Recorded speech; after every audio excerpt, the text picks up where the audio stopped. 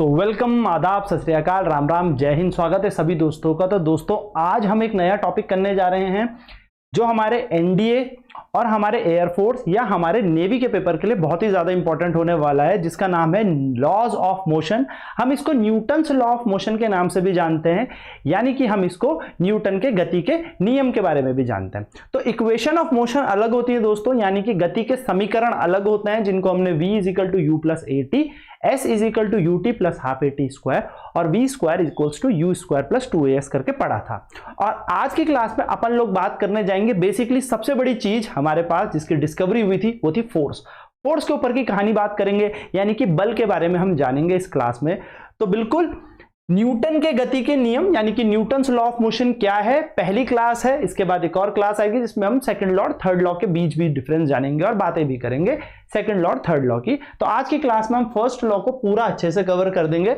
तो दोस्तों शुरू करते हैं। कहानी शुरू होती है फोर्स से, यानी कि बल क्या होता है ना। अब सवाल यह है कि सर बल क्या चीज है। तो दोस्तों बल कुछ नहीं होता, बस एक छोटी सी बात याद रखना, बल के बारे में हम बहुत अच्छे से जानते हैं।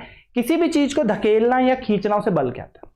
जैसे आपके पास कोई किताब रखी होगी, आपने उसे अपने पास खींच लिया, फोर्स लगा के खींचा होगा। भाई फूंक मार के तो जाएगा ही नहीं, फूंक मारोगे तो किताब इधर से उधर तो जाएगी नहीं। यानी कि हाथ से आप किसी चीज को खींच रहे हो, किसी चीज को अपनी बॉडी से दूर कर रहे हो, इसी को हम बेसिकली क्या कहते हैं, बल कहते हैं। यानी कि अगर मैं बात करूं फोर्स क्या होता है दोस्तों, तो पुश और पुल, पुश और पुल यानी कि किसी वस्तु को खींचना, धकेलना, पिचका देना, स्क्वीज करना, किसी चीज को पिचका देना है ना, उसको भी फोर्स ही कहते हैं। कि मैं तुझे ना पिचका दूंगा, इस कंटेनर को पिचका दूंगा, यानी कि स्क्वीज करना हमारे पास बल कहलाता है। तो हम कह सकते हैं किसी चीज को खींचना और धकेलना। ठीक है दोस्तों।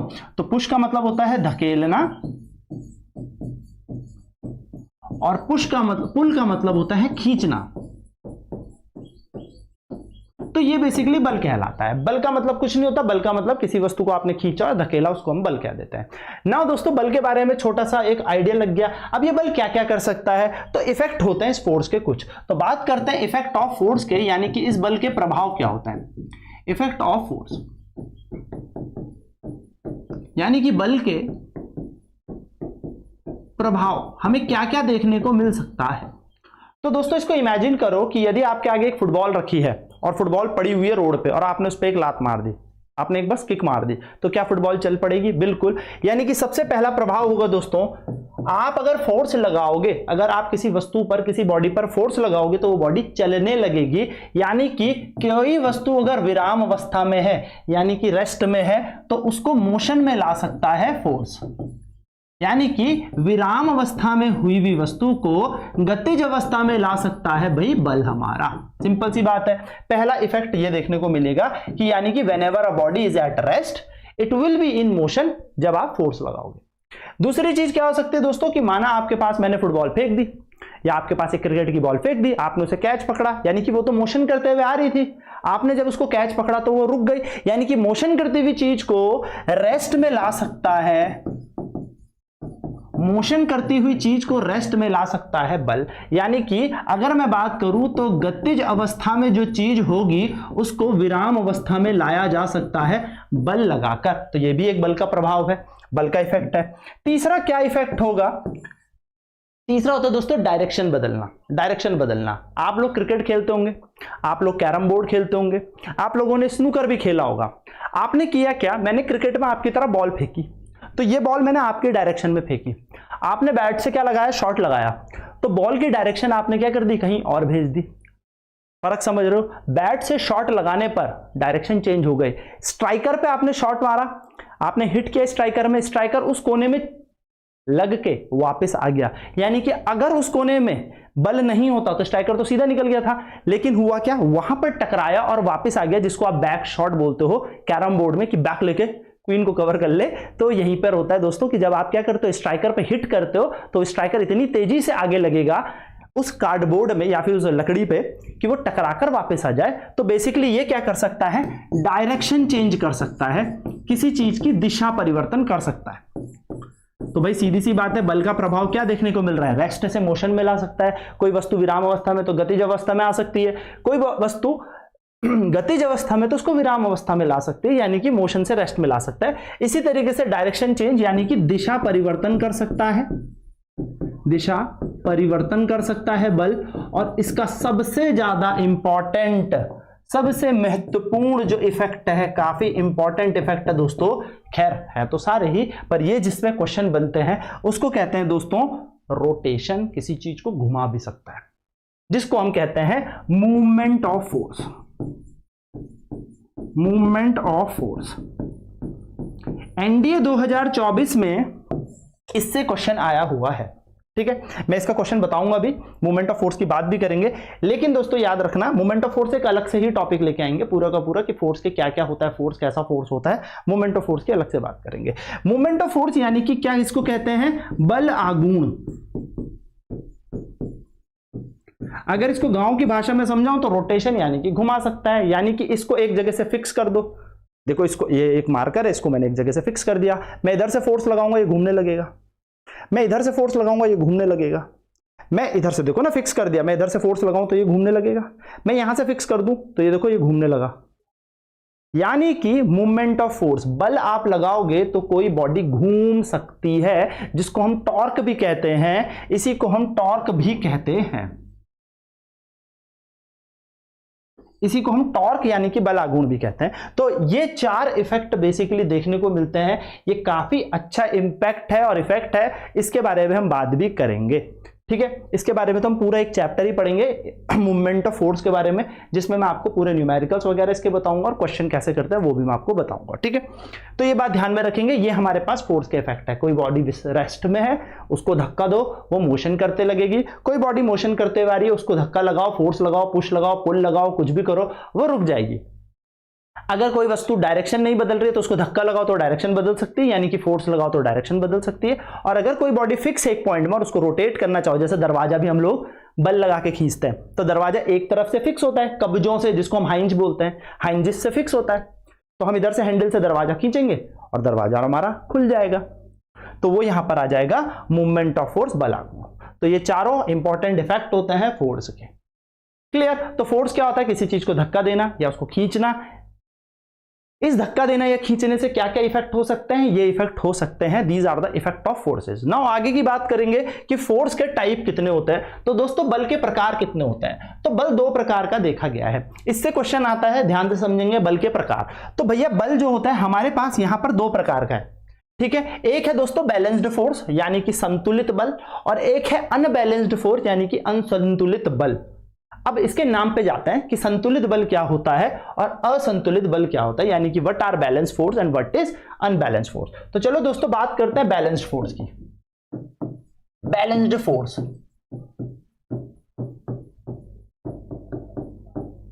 बैलेंस्ड फोर्स यानी कि संतुलित बल, बहुत ही आसान और हलवा सा कॉन्सेप्ट, बस समझना है दोस्तों। फॉर एन एग्जांपल, मानो यहां पर एक ब्लॉक पड़ा हुआ है, ये एक ब्लॉक है, ठीक है, ये कोई वस्तु है, आपने इसको यहां से धक्का देना शुरू कर दिया, आपने इसको ऐसे किया, एक टेबल और धक्का देना शुरू कर दिया। यहां से जब आप इसको धक्का दोगे तो ये ब्लॉक किधर जाएगा दोस्तों, इधर की तरफ सरकेगा। भाई सीधी सी बात है, अगर आप यहां से कोई फोर्स लगा रहे हो, मान लो 10 न्यूटन का आपने फोर्स लगाया, 10 न्यूटन का आपने इस पे फोर्स लगाया, तो दोस्तों ये ब्लॉक टर टर टर टर सरकने लगेगा। अरे यार टेबल है, टेबल को धक्का दो तो सरकता है, फैक्ट है। किताब है, किताब को धक्का दो तो सरकेगी, तो सरक के ये किधर जाएगा दोस्तों, इधर जाएगा।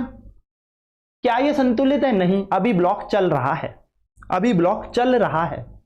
पर हुआ क्या, आपने इसे इधर से धक्का दे रहे हो, तभी सामने से कोई इधर से भी धक्का दे रहा है और वही 10 न्यूटन का धक्का दे रहा है, तो क्या ये ब्लॉक चलेगा दोस्तों, नहीं।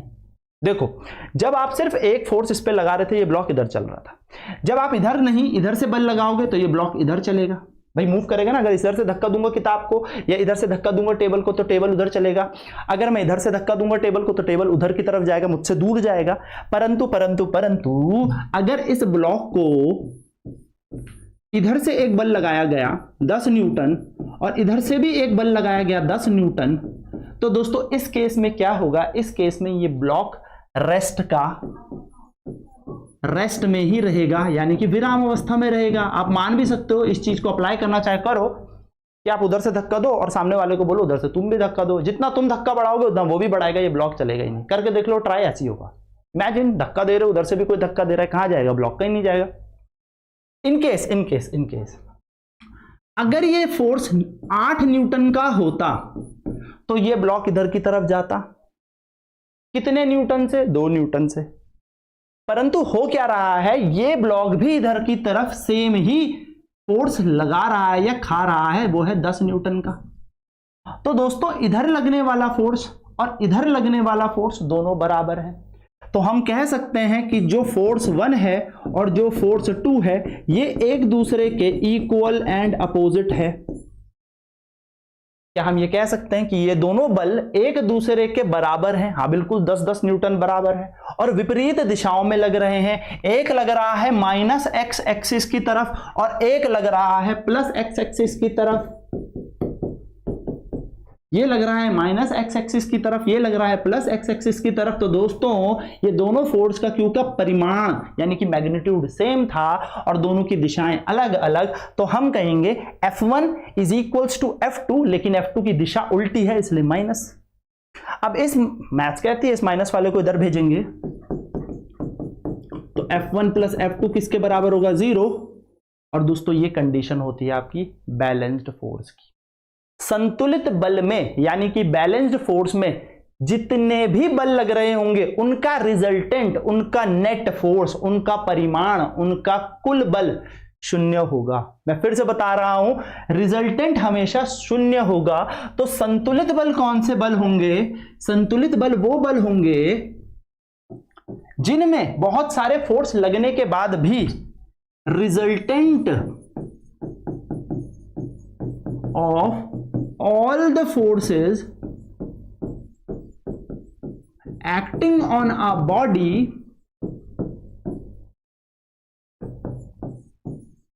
is 0। यानी कि जिन पर या वह बल, हम इसको ऐसे कह सकते हैं, वह बल जिस पर, जिसके कारण, या resultant of all the forces यानी कि सारे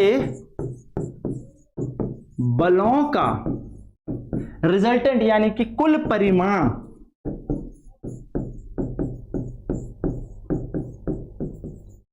शून्य होगा। यानी कि एक वस्तु पर अगर 10 फोर्स लग रहे हो और वो 10 के 10 फोर्स इक्वल अपोजिट या इन सब का सम वम करके 0 आ रहा हो तो वो बैलेंस फोर्स की कंडीशन है। तो बैलेंस्ड फोर्स की कंडीशन क्या याद रखेंगे दोस्तों? कितने भी बल वस्तु पे लग रहे हो उन सब का योग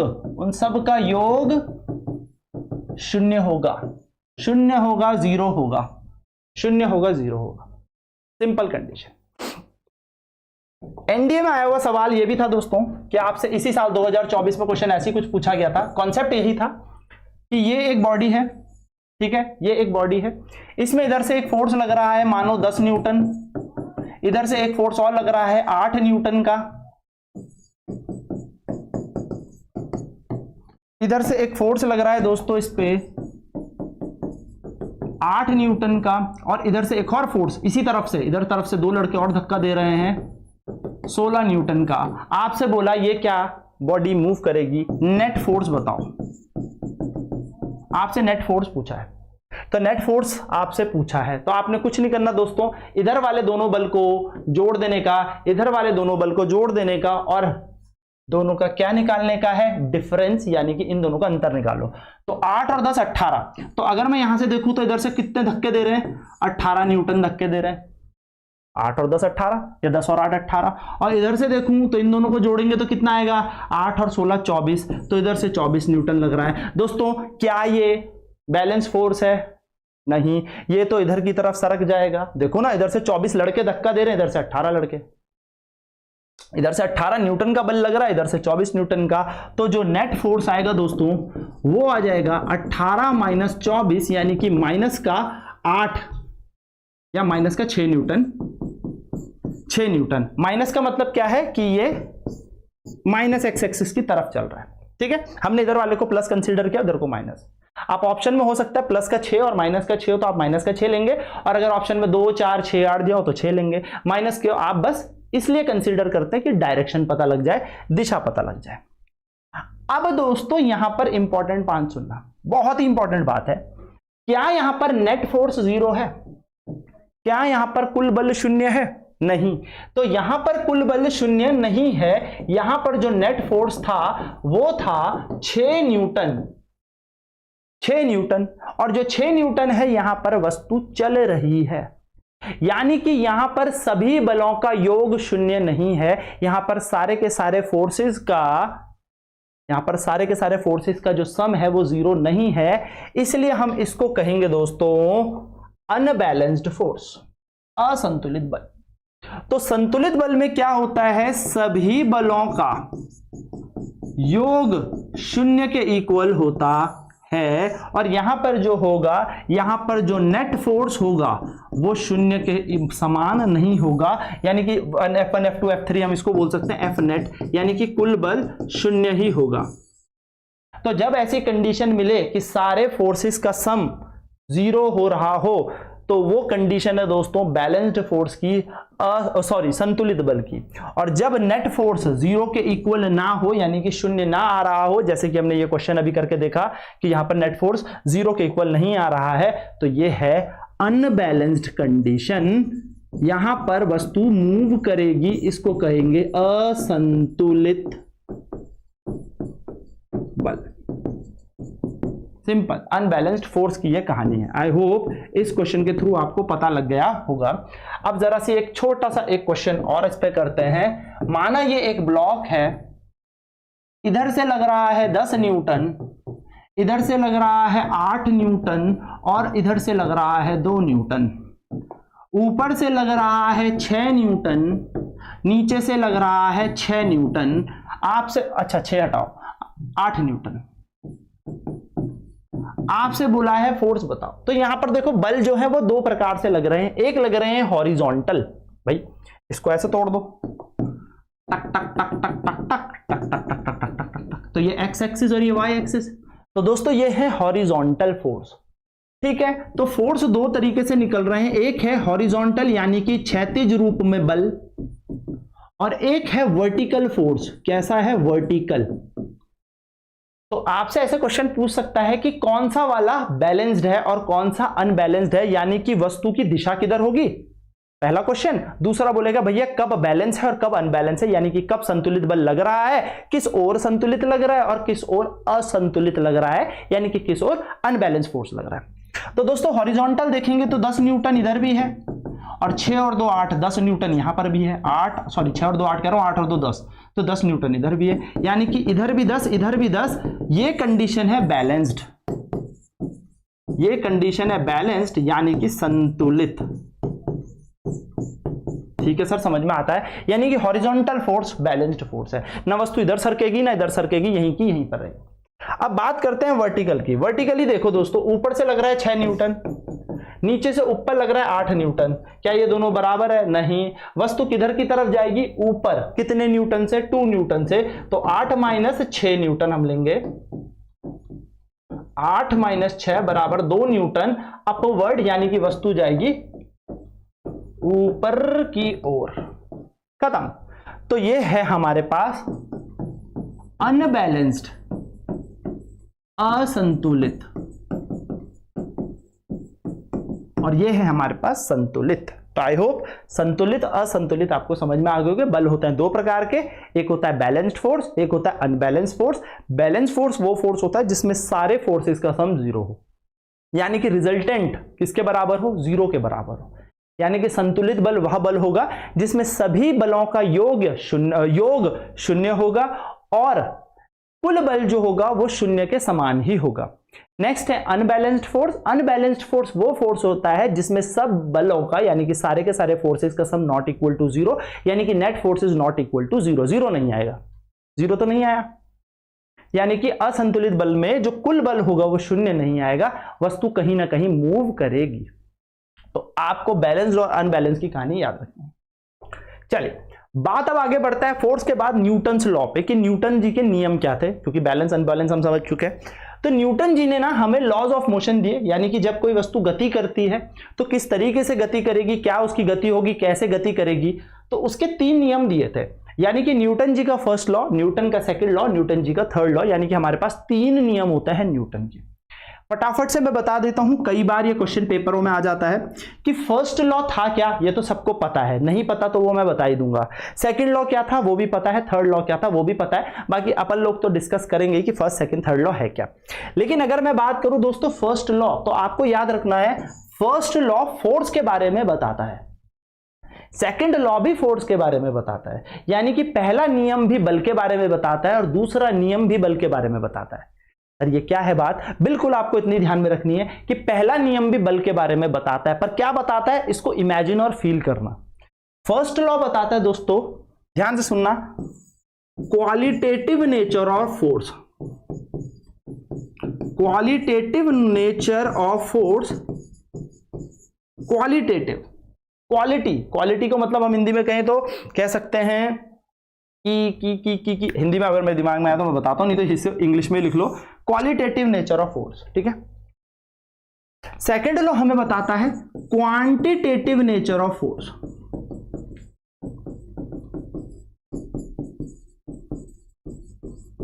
ये क्वेश्चन कई बार आता है कि क्वांटिटेटिव नेचर कौन बताता है और क्वालिटेटिव नेचर कौन बताता है, तो ये क्वालिटी बताता है यानी कि गुण बताता है, हाँ गुणात्मक प्रकृति, यह बल की गुणात्मक प्रकृति बताता है, गुणात्मक प्रकृति। तो न्यूटन का पहला नियम, दूसरा नियम, तीसरा नियम कौन सा गुणात्मक प्रकृति बताता है, क्वालिटेटिव नेचर बताता है first law, quality, quality of force. Second law quantity बताता है यानी कि मात्रा बताता है, मात्रा, मात्रा की प्रकृति, यानी कि ये बताता है क्वांटिटेटिव कि कितनी क्वांटिटी में फोर्स लगे। आप यहां पर फॉर्मूला भी पढ़ते हो कि अच्छा इतना फोर्स लगे, ठीक है। और थर्ड लॉ तो आपको पता है एक्शन एंड रिएक्शन बोलते हैं, तो इसके बारे में हम बाद में बात करेंगे। तो ये छोटी सी चीज इंफॉर्मेशन के तौर पे आपको याद रखनी है। अब फटाफट फर्स्ट लॉ को जानते हैं कि न्यूटन जी के फर्स्ट लॉ में कहा क्या था। तो इमेजिन करते हैं दोस्तों फर्स्ट लॉ को इस तरीके से कि एक किताब आपके टेबल पे पड़ी हुई है, किताब आपके टेबल में पड़ी हुई है, आप गए और उसे बिल्कुल नहीं खोला, खोला ही नहीं, तो क्या वो किताब अपनी जगह से हिलेगी? नहीं, वो बुक वहीं की वहीं पे पड़ी रहेगी जब तक आप उसको धक्का ना लगाएं। तो न्यूटन ने अपने फर्स्ट लॉ में बहुत ही सरल बात की थी, सीधे सीधे ये बोला था कि अगर कोई वस्तु पड़ी हुई है तो वो पड़ी हुई ही रहेगी, यानी कि अगर ये रेस्ट में है तो रेस्ट में ही रहेगी जब तक मैं इस पे फोर्स ना लगाऊं। बात समझना, अगर ये रेस्ट में है तो रेस्ट में ही रहेगी जब तक मैं इस पे फोर्स ना लगाऊं। भैया रेस्ट में ही है, मैं ऐसे ही खड़ा रहता हूं, ये रेस्ट में ही रहेगी, मैं जब फोर्स लगाऊंगा तो ये बॉडी मूव करने लगेगी। यानी कि अगर कोई बॉडी रेस्ट में है तो वो रेस्ट में ही रहेगी जब तक उस पर फोर्स ना लगाऊं। अगर कोई बॉडी मोशन कर रही है तो मोशन ही करती रहेगी जब तक उस पर फोर्स ना लगाऊं। अब दूसरा वाला ना इमेजिन करना थोड़ा टफ हो जाता अपन लोगों के लिए, पर बात समझना, बहुत ही सरल सा कॉन्सेप्ट था। अगर कोई बॉडी विराम अवस्था में, यदि कोई वस्तु विराम अवस्था में है तो वह विराम अवस्था में ही रहेगी जब तक हम बल ना लगाएं। यदि कोई वस्तु गतिज अवस्था में है, यानी कि बॉडी कोई मोशन में ही है, तो वो मोशन में ही रहेगी जब तक हम कोई बल ना लगाएं। यानी कि दोस्तों पहला नियम बस इतना कहता है कि अगर वस्तु को चलाना है तो बल लगाओ, अगर वस्तु को रोकना है तो बल लगाओ। अगर वस्तु को चलाना है, बॉडी को चलाना है यानी कि मोशन करवाना है तो फोर्स लगाओ, और अगर कोई बॉडी चलती हुई आ रही है, उसे रोकना है या उसको और तेज कर देना है, जो भी करना है तो क्या लगाओ? फोर्स लगाओ। तो भाई सिंपल सी बात है, पहला लॉ हमें सिंपल ये कहता है, if a body is at state of rest। अब दोस्तों एक इंपॉर्टेंट चीज बताने वाला हूं, ध्यान से सुनना, ठीक है। State of rest and in the state of uniform motion,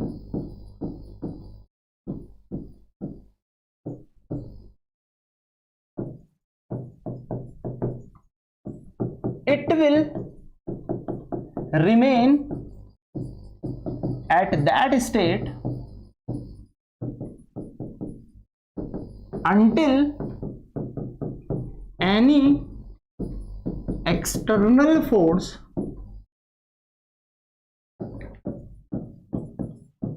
is applied। Feel करना, अगर कोई वस्तु रेस्ट में है तो रेस्ट में ही रहेगी भैया, रुकी हुई तो रुकी हुई रहेगी, और चल रही है तो चलती हुई रहेगी। कब तक? जब तक उस पर बाहरी बल, एक्सटर्नल फोर्स ना लगाया जाए। किताब पढ़ी है तो किताब पढ़ी हुई रहेगी जब तक आप उस पर फोर्स ना लगाएं। अगर एक चीज करने में लगी हुई है, चलने में लगी हुई है, चलने में लगी हुई है, तो चलती ही रहेगी जब तक फोर्स ना लगाएं। अब आप बोलोगे सर एक फुटबॉल पे लात मारते हैं वो तो रुक जाती है, तो दोस्तों वो इसलिए रुकती है क्योंकि उस पर घर्षण लगता है। आप वैक्यूम में एक लात मारो, चलती रहेगी बॉल, नहीं रुकने वाली।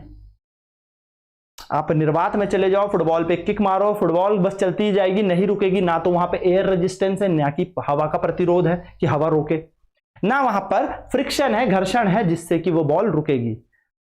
तो दोस्तों सिंपल सा एक नियम दिया था कि अगर कोई बॉडी रेस्ट में है तो रेस्ट में रहेगी, स्टेट ऑफ यूनिफॉर्म मोशन यानी कि एक समान गति की अवस्था में तो एक समान गति की अवस्था में रहेगी जब तक आप उस पर बल ना लगाओ। यानी कि मोशन करना है तो क्या लगाओ? बल लगाओ, और यानी कि रोकना है तो भी बल लगाओ। यानी कि अगर किसी वस्तु को मोशन में लाना है, किसी बॉडी को मोशन में, गति में लाना है तो फोर्स लगाओ, और अगर कोई बॉडी चलती हुई आ रही है इसे रोकना है तो भी फोर्स लगाओ। यानी कि न्यूटन जी ने कहा था कि फोर्स लगाओ, बस इतना याद रखना। पहला नियम कहता है भाई किसी वस्तु को चलना है तो फोर्स लगाओ, फोर्स लगाओ तभी कोई बॉडी रेस्ट से मोशन में आएगी, और तभी कोई बॉडी मोशन से, और कैसे मोशन से दोस्तों? यूनिफॉर्म मोशन से, एक समान गति से रेस्ट में आएगी जब क्या लगाओगे? फोर्स यानी कि बल लगाओगे। तो पहला नियम कहता है यदि कोई वस्तु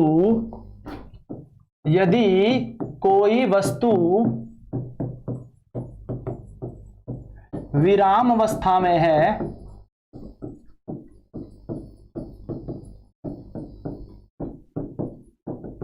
या एक समान गति अवस्था में, एक समान गति यानी कि यूनिफॉर्म मोशन, एक समान गतिज अवस्था में है,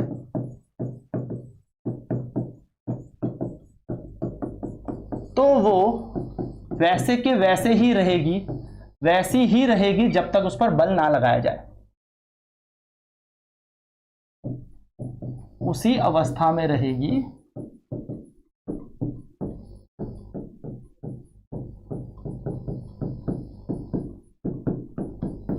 जब तक कोई बाहरी बल ना लगाया जाए। तो क्या बोला था कि भैया अगर कोई वस्तु चल रही है तो चलती चलती चलती रहेगी, रुकने नहीं वाली। ना ना ना, नहीं रुकने वाली, फोर्स लगाओगे तो रुकेगी। और अगर कोई बॉडी रेस्ट में तो पड़ी रहेगी पड़ी रहेगी पड़ी रहेगी। कब तक पड़ी रहेगी? जब तक फोर्स ना लगाओ। तो आपको किसी बॉडी को मोशन में लाना है यानी कि गतिज अवस्था में लाना है तो भी फोर्स लगाओ, और अगर कोई बॉडी चलती जा रही है उसको रोकना है, उसको रेस्ट में लाना है तो भी फोर्स लगाओ। ठीक है, सिंपल सी बात थी न्यूटन के फर्स्ट लॉ में। अब न्यूटन के फर्स्ट लॉ में ये बात तो समझ में आ गई कि भैया फोर्स लगाओ, फोर्स लगाओ। अब एक हिसाब से मैं आपको इसको गांव की भाषा में और बहुत ही लेम एग्जांपल में समझाऊं। दोस्तों मुझे बीमार है, मतलब मेरे को बुखार हो रहा है फॉर एन एग्जांपल, ठीक है, मुझे हो गया बीमारी इन द सेंस मुझे फीवर है, आज बहुत तेज बुखार है, आज मैं बीमार पड़ा हूं, मेरे सर में भी दर्द है, ठीक है, मेरे सर में भी दर्द है, और मेरे को क्या हो रहा है कि जैसे होता ही है बुखार में बहुत तेज फीवर हो रहा है। तो मेरे घर वाले क्या बोलेंगे? इमेजिन करो ना, अगर मैं पढ़ा हुआ हूं तो मेरे घर वाले क्या बोलेंगे? मेरे घर वाले बोलेंगे दवाई खाओ, कि बेटा जाओ डॉक्टर पे जाओ और दवाई खाओ। तो मेरे घर वालों ने मुझे क्या बोला? दवाई खा। कौन सी दवाई खा वो डॉक्टर बताएगा, बस इतनी बोलेंगे ना घर वाले कि बेटा बीमार हो रहा है, फीवर हो रहा है, बुखार हो रहा है तो बुखार की दवाई खा। भाई सबको पता है पैरासीटामोल लेते हैं, बट सुन तो लो मेरी बात। मैं ये कह रहा हूं कि अगर बीमार हो गया, बुखार पड़ गया, तो मेरे घर वाले क्या बोलेंगे? घर वाले ये कहेंगे बेटा डॉक्टर पे जाओ और दवाई खाओ, सिंपल, यानी कि दवाई खाओ।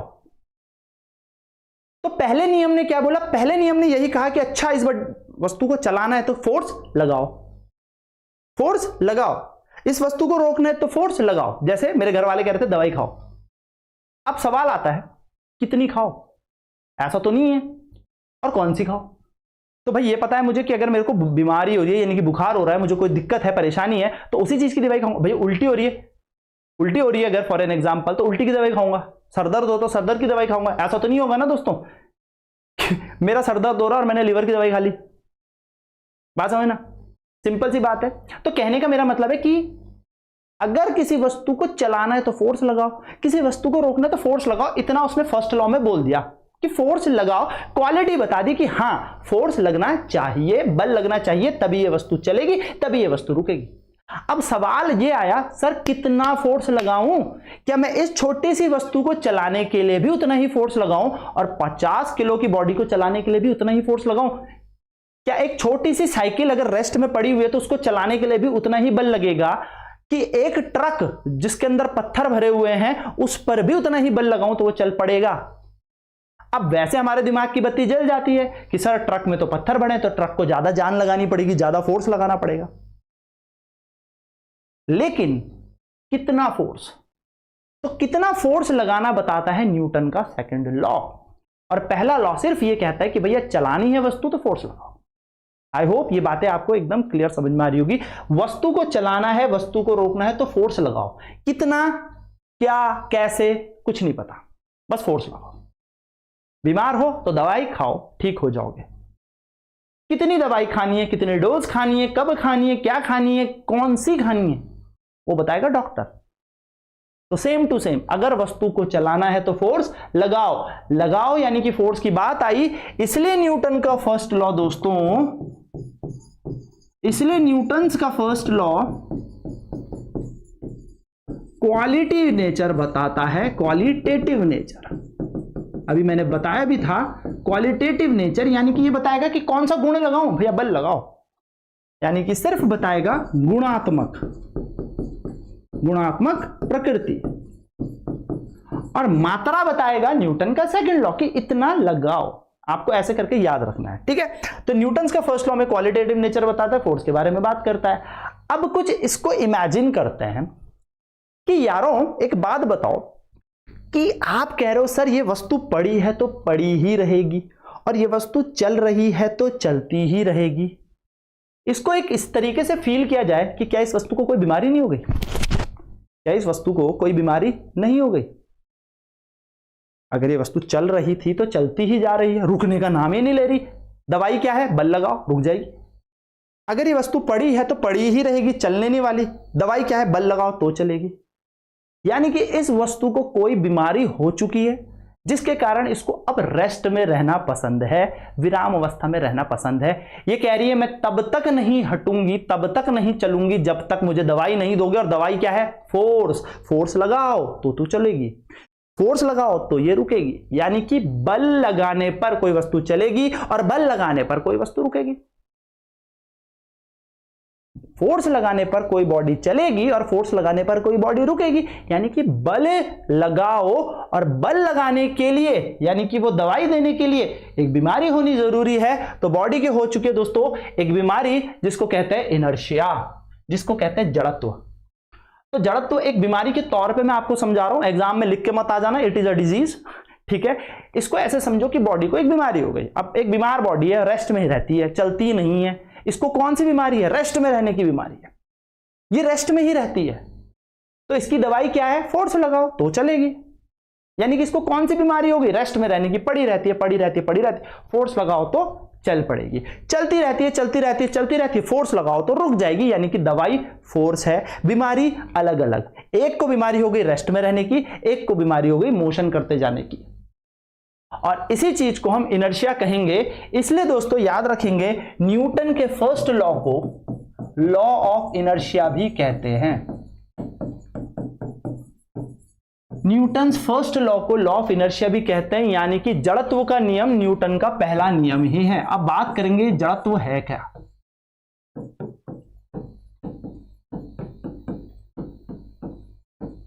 तो न्यूटन का पहला नियम लॉ ऑफ इनर्शिया भी कहलाता है, यानी कि Newton's first law is known as law of inertia. पहला नियम जड़त्व का नियम भी कहता है। सबसे बड़ी बात यह है कि सर ये इनर्शिया क्या है, इनर्शिया होता क्या है। मैं सच बता रहा हूं, बस आज की क्लास ये देखने के बाद इनर्शिया का फोबिया दूर, इनर्शिया से टेंशन खत्म।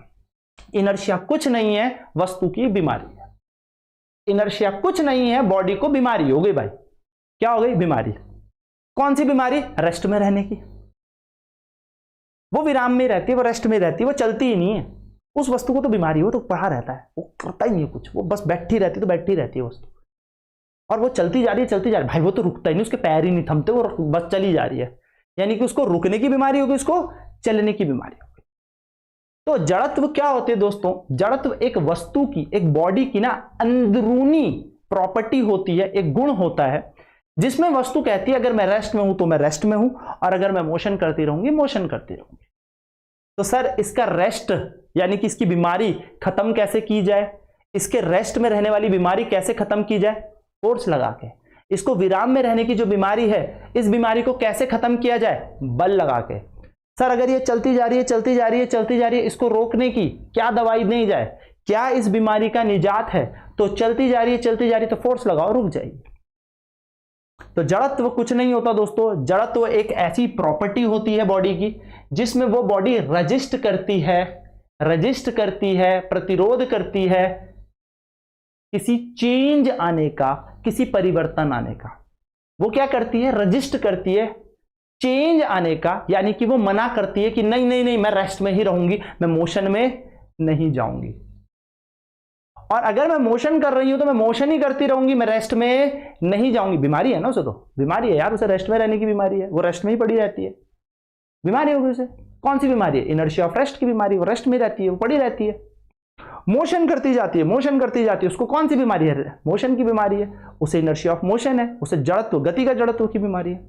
तो इनर्शिया क्या होता है दोस्तों? इनर्शिया कुछ नहीं होता, एक बॉडी के अंदर की प्रॉपर्टी होती है, प्रॉपर्टी होती है टू रजिस्ट एनी चेंज, या एक गुण समझ लो, गुण समझ लो, प्रॉपर्टी या गुण समझ लो, virtue of body to resist any change in its rest or its motion. यानी कि वो अपना व्रत नहीं तोड़ रही है, विराम अवस्था का व्रत नहीं तोड़ रही है और गतिज अवस्था का व्रत नहीं तोड़ रही है। व्रत तोड़ना है तो बल लगाओ, टूट जाएगा। तो that is known as inertia. तो इनर्शिया क्या होता है दोस्तों? Inertia is the virtue of body to which it tries to retain its state. वही मैंने लिखा, मैंने क्या कहा? इनर्शिया जड़त्व क्या होता है कि वस्तु कहती है जैसी मैं हूं उसी अवस्था पर रहूं, अगर मैं रेस्ट में हूं तो मैं रेस्ट में ही रहूं, और अगर मैं मोशन कर रही हूं तो मैं मोशन ही करूं।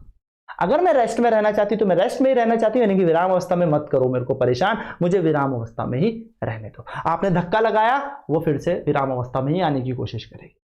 आपने उसको धक्का लगाया, चलाने की कोशिश की, तो वो ज्यादातर क्या करेगी? मैं विराम में ही जाऊं, विराम में ही जाऊं। और अगर मोशन कर रही है, आपने धक्का लगा के रोका, तो जैसे रोका तब तक रुक गई, फिर नहीं तो चलती बनी। तो यानी कि कहने का मतलब क्या है? एक ऐसा वर्च्यू है, एक ऐसा गुण है वस्तु का जिसमें वो अपनी ही अवस्था पर टिके रहने की कोशिश करती है। तो क्या होता है जड़त्व? जड़त्व कुछ नहीं होता, वस्तु का एक गुण होता है जिसमें वस्तु अपनी ही अवस्था पर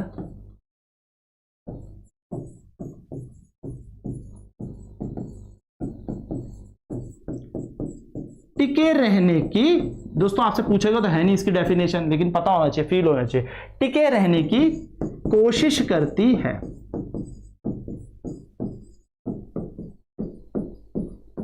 और ये कोशिश कैसे खत्म होगी? फोर्स लगा के, फोर्स लगा के। तो दोस्तों नोट डालेंगे, और बहुत ही प्यारा कॉन्सेप्ट और बहुत ही इंपॉर्टेंट कॉन्सेप्ट है। इनर्शिया जो है वो डिपेंड करता है मास पर।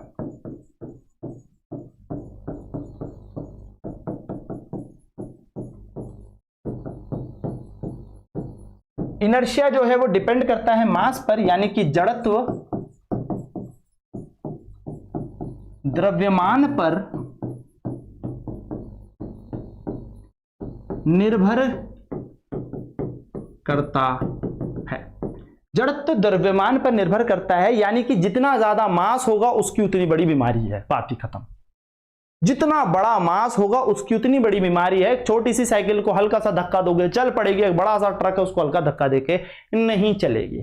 फील कर सकते हो, एक 2 किलो की बॉडी है, एक 1000 किलो की बॉडी है, बताओ धक्का किसको ज्यादा देना होगा? ऑब्वियसली 2 किलो को तो ऐसे धक्का दोगे निकल जाएगा, 1000 किलो में तो माइट भी वही धक्का दे दे तुम्हें, कमर टूट सकती है।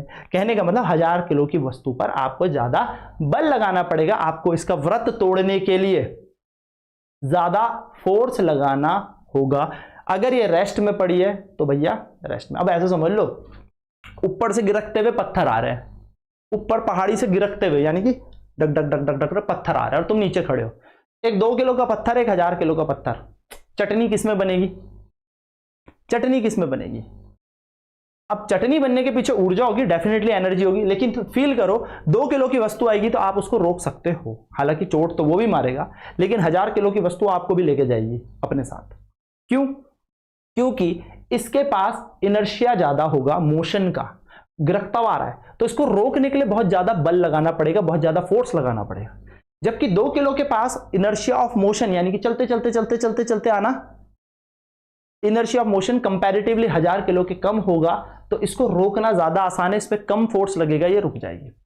इसी तौर पे समझो, एक छोटी सी किताब आपके पास पड़ी है, एक अंगूठे से भी उसे सरका दोगे, पर एक बहुत बड़ा टेबल, अब उसे एक अंगूठे से नहीं सरका सकते। क्यों? क्योंकि उसका मास ज्यादा है, तो इनर्शिया डिपेंड करता है दोस्तों मास पर, तो जितना ज्यादा मास उतना ज्यादा इनर्शिया। ये क्वेश्चन याद रखना, बहुत बार पेपर में पूछा जाता है। मोर द मास, द्रव्यमान जितना ज्यादा, इनर्शिया उतना ज्यादा, यानी कि द्रव्यमान बढ़ाने पर जड़त्व बढ़ता है और द्रव्यमान घटाने पर जड़त्व घटता है। तो एक ट्रेन और एक साइकिल, दोनों में से किसके पास ज्यादा जड़त्व होगा, ऐसा क्वेश्चन आ जाए, एक ट्रेन और एक साइकिल, दोनों के में से किसके पास ज्यादा इनर्शिया होगा, तो ऑब्वियसली ट्रेन के पास ज्यादा इनर्शिया होगा, क्योंकि ट्रेन का द्रव्यमान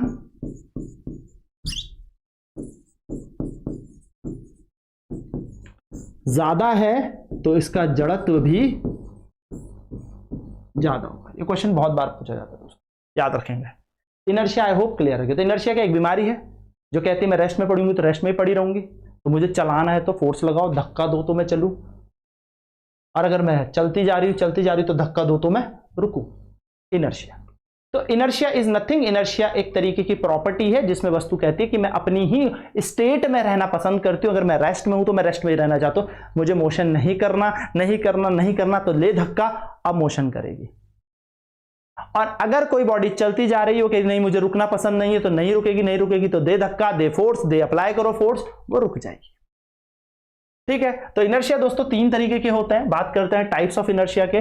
तो इनर्शिया यानी कि जड़त्व के प्रकार, तो 3 तरीके के होते हैं। एक होता है इनर्शिया ऑफ रेस्ट, जिसको हम कहते हैं विराम का जड़त्व, एक होता है इनर्शिया ऑफ मोशन, जिसको कहते हैं गति का जड़त्व, और एक होता है इनर्शिया ऑफ डायरेक्शन, जिसको कहते हैं दिशा का जड़त्व।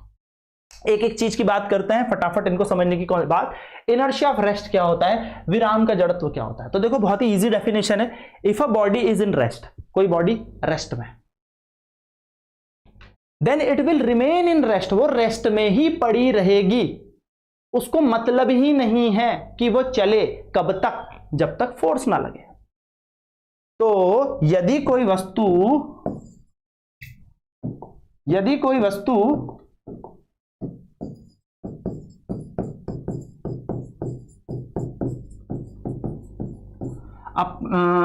विराम अवस्था में है,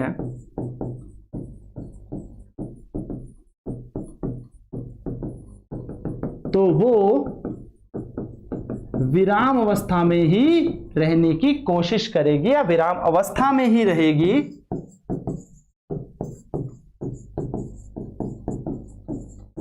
कब तक दोस्तों, जब तक बल ना लगे।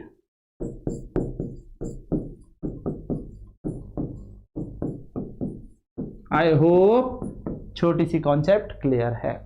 तो इसका एक उदाहरण बहुत ही प्यारा दोस्तों, बहुत ही प्यारा उदाहरण। आप बैठे हो गड्डी में, आप बैठे हो एक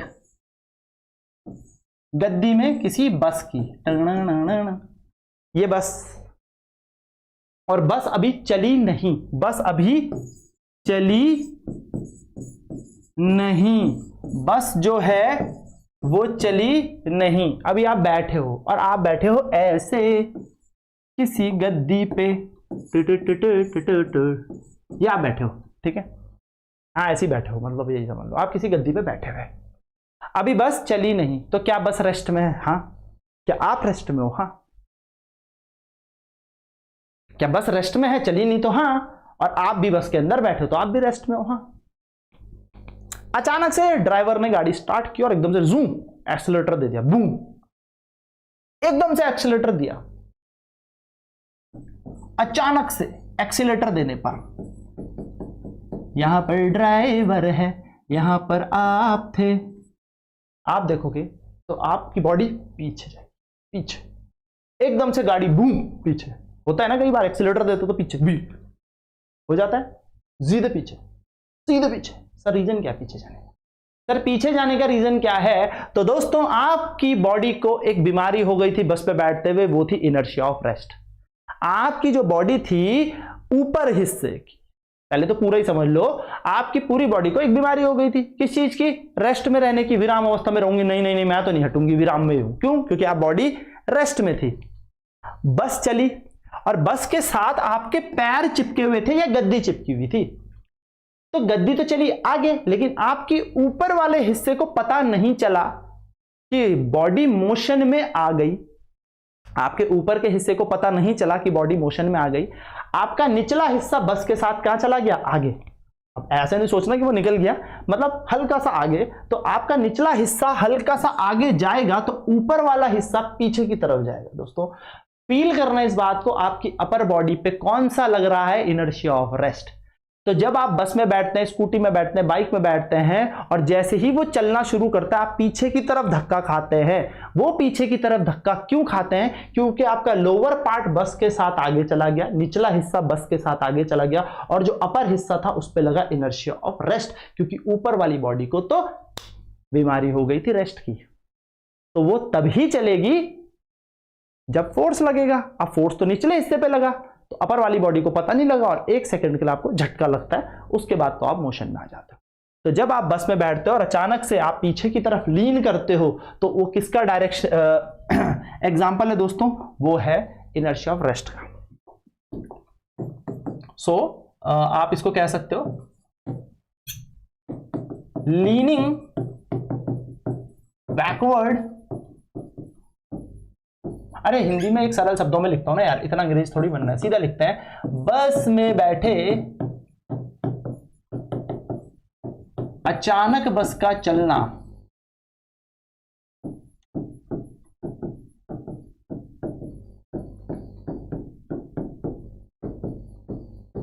जिस कारण यात्री यानी कि पैसेंजर लीन बैकवर्ड यानी कि पीछे की ओर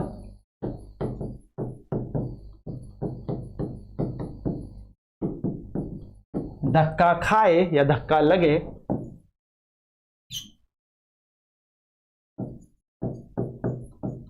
इनर्शिया ऑफ रेस्ट। क्योंकि अपर बॉडी हमारी रेस्ट में है, लोअर बॉडी हमारी मोशन कर रही है, हमारी अपर बॉडी एकदम से पीछे की तरफ जाएगी, इनर्शिया। कई बार क्या होता है दोस्तों, आपने बहुत तेजी से पत्थर फेंका, बहुत स्पीड में पत्थर फेंका और कांच में ना पूरा कांच नहीं टूट के सिंपल वहीं पर छेद हुआ जहां पर पत्थर गया। आपने बहुत तेज पत्थर फेंका, पत्थर इतनी तेजी से गया कि पूरा कांच नहीं टूटा और जहां से पत्थर गया सिर्फ वहीं पर होल हुआ, वहीं पर छेद हुआ। तो पूरे कांच को पता ही नहीं चला, पूरा कांच रेस्ट में था, जितना पार्ट आया वो मोशन के साथ निकल गया। तो इनर्शिया ऑफ रेस्ट के कारण यहां पर क्या हुआ, जब आपने बहुत तेजी से गोली चलाई है, गोली ही चलाई होगी, इतनी तेज पत्थर तो कौन ही फेंकता है, पर होता है, पत्थर फेंक के भी होता है, ठीक है। तो आपने बहुत तेज पत्थर फेंका तो उतना ही पार्ट में सिर्फ छेद हुआ या उतने ही पार्ट टूटा जितने में पत्थर लगा था, बाकी कांच वैसे का वैसा ही। रीजन ये है कि पूरे कांच को पता भी नहीं था कि ऐसा कुछ हो गया है, पूरा कांच मस्त रेस्ट की बीमारी में था, इतने से पार्ट मोशन में आ गया। पेड़ की डाल को हिलाकर आम तोड़ना, तो आम का नीचे गिरना, आम का नीचे गिरना ये भी इसी का उदाहरण है। क्योंकि आम को पता ही नहीं हो क्या रहा है और डाल किस में आ गई, मोशन में, और आम बैठा है रेस्ट में। आम रेस्ट में था, डाल मोशन में आई, आम वहीं रह गया, डाल ऊपर गई, पटाख से आम गिर गया। तो फलों का टूटना, जब आप किसी मैट को मारते हो बहुत तेजी से, है ना, डंडे से क्या करते हो, किसी मैट को मारते हो तो उससे धूल उड़ने, धूल के कण निकलने, यानी कि डस्टिंग करते वक्त उस टाइम भी इनर्शिया ऑफ रेस्ट होता है। क्योंकि कण तो बैठा है अपनी जगह पे, आपने मारा किसको, मैट को, तो मैट चली गई पीछे और कण अपनी ही जगह पे बैठा है, तो वो क्या करेगा, ग्रेविटी से नीचे गिर जाएगा, यानी कि गुरुत्वाकर्षण बल से नीचे गिर जाएगा। तो ये सारे उदाहरण हैं हमारे पास इनर्शिया ऑफ रेस्ट के। उसी तरीके से बात करेंगे इनर्शिया ऑफ मोशन की, यानी कि गति का जड़त्व क्या होता है। तो दोस्तों वही वाली बात आ गई फिर से कि जब वस्तु को ऐसी बीमारी हो जाए कि वो अपनी गतिज अवस्था ना छोड़े। अब वो अपनी गतिज अवस्था नहीं छोड़ रही तो कैसे छोड़ेगी सर? फोर्स लगाओ। यानी कि if a body is in motion, यदि कोई वस्तु गति कर रही है तो वह गति ही करती रहेगी, यानी कि it will remain in the motion until any external force is applied on it, जब तक आप कोई बाहरी बल ना लगाओ। तो यहां पर हम यही कहानी इसको हिंदी में भी लिख देते हैं। यदि कोई वस्तु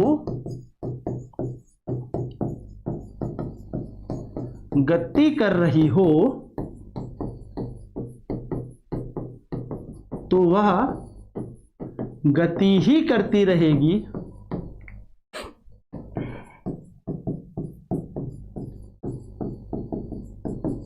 जब तक बाहरी बल ना लगाया जाए। सिंपल। तो बाहरी बल लगेगा तो वस्तु की गति रुक जाएगी। एग्जाम्पल के तौर पे दोस्तों, अब बस चल रही थी, नाउ बस चल रही थी, आप भी मस्त बस के साथ चल रहे थे, तो ठीक है। नाउ इस टाइम जो है बस वो चल रही है, तो बस चल रही है, टक टक टक टक, सडनली ब्रेक लगे, ब्रेक ब्रेक ब्रेक लग गए रे मामू। ब्रेक लगने के बाद क्या हुआ? आप बैठे थे, बट अरे भाई देख के चलाया कर, अरे कितनी गंदी बस चलाता है, ब्रेक तो ध्यान से मार। बाइक चलाते हुए कई बार ब्रेक आप मारते होंगे तो पीछे बैठा वाला सट से आपके हेलमेट पे सर मार देता होगा। द रीजन इज कि जैसे ही ब्रेक लगे तो आपकी पूरी बॉडी को अब एक बीमारी हो गई थी चलने की, मस्त मोशन में चल रही थी आपकी बॉडी, क्योंकि बस चल रही है तो आपकी बॉडी भी चल रही है। अचानक ब्रेक लगे दोस्तों तो लोअर पार्ट जो हमारा है, निचला हिस्सा जो बस के साथ था, वो तो रेस्ट में आ गया, क्योंकि बस तो रुक गई। बस तो रुक गई, ब्रेक लगे पर बस रुक गई। बस रुकी, हमारा निचला हिस्सा बस के साथ रुक गया, हमारा लोअर पार्ट बस के साथ रेस्ट में आ गया, और जो अपर पार्ट था उसको तो पता है कौन सी बीमारी, मोशन की बीमारी, वो आगे की तरफ, क्योंकि वो तो चलना चाह रहा है ना, वो तो रुकना ही नहीं चाह रहा, तो वो तो चलना चाह रहा है, और हमारा लोअर पार्ट रुक गया, अपर पार्ट चला गया, तो हम जाएंगे आगे की तरफ, यानी कि हम होंगे फॉरवर्ड की तरफ धक्का खाएंगे, आगे की तरफ धक्का खाएंगे। तो रीजन यही है दोस्तों, याद रखेंगे सबके सब कि बस चल रही थी, अचानक से ब्रेक लगे तो आप आगे की तरफ क्यों आए? क्योंकि इनर्शिया ऑफ मोशन की बीमारी आपको हो रखी थी। Upper part of the body was in the motion and the lower part of the body will become at rest, जिससे कि अपर पार्ट लीन फॉरवर्ड हो जाएगा। सो व्हेन अ बस सडनली स्टॉप्स, इसका उदाहरण भी दे देता हूं एक। व्हेन अ बस suddenly stops after applying brakes, passenger sitting on bus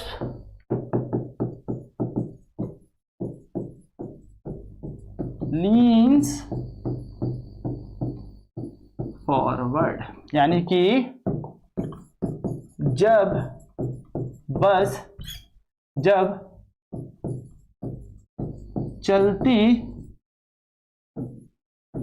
रुक जाओ यार, हुई बस अचानक रुक जाती है, तो वस्तु, जो बैठी हुई वस्तु होती है, तो वस्तु आगे की ओर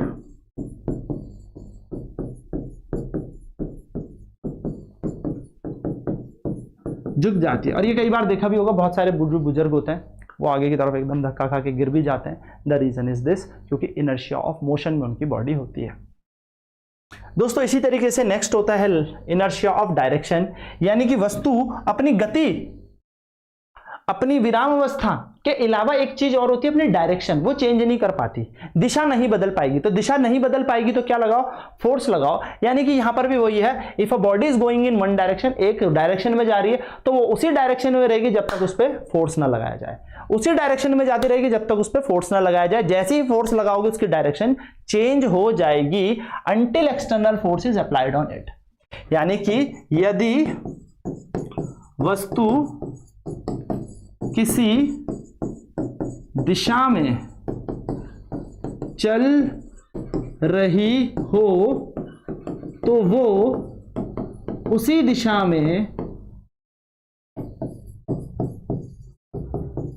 चलती रहेगी